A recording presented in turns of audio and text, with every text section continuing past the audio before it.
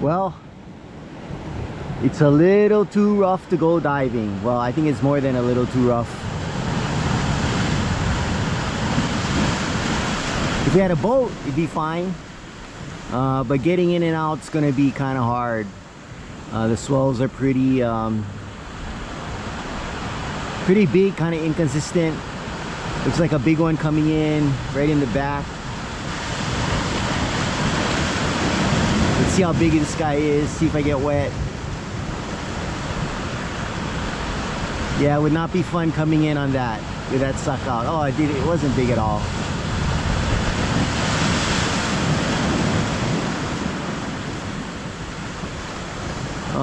So it looks like we're gonna do some whipping today. No diving.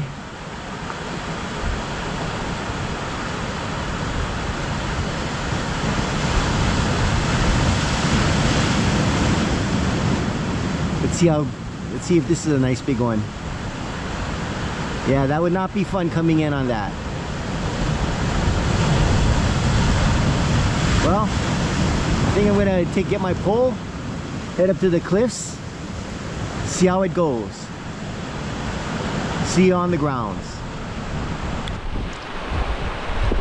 Okay, I'm on the cliffs.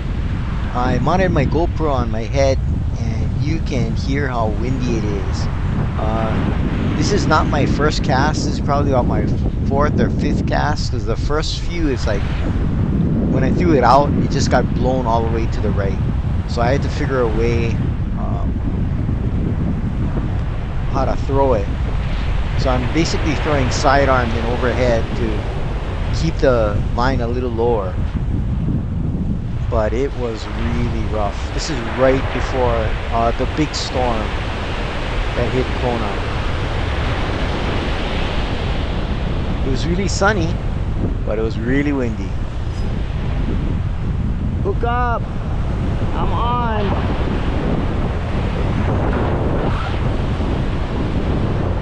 Oh, I went into a rock. Now, this area is pretty shallow and they're all boulders from the debris of the cliff falling. So, a lot of places for the fish to dive into.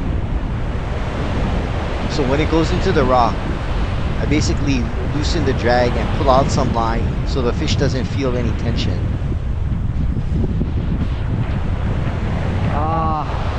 Oh, it's out. Came out. What is it? Guano. Surf it in.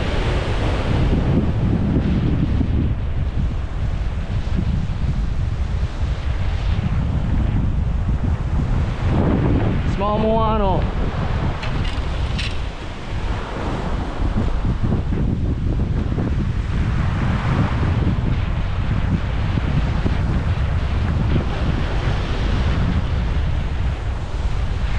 Oh no! Ooh. Oh, he lived.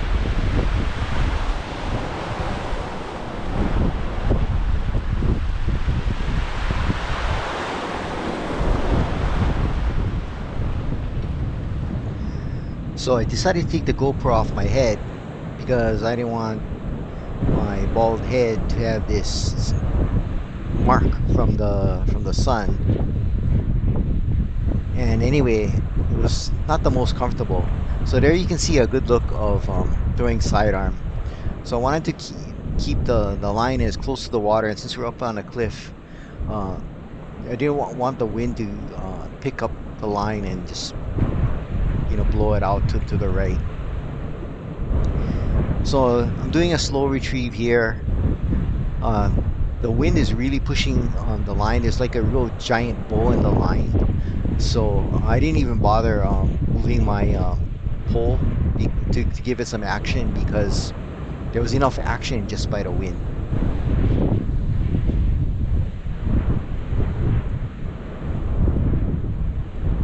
So I couldn't get much distance.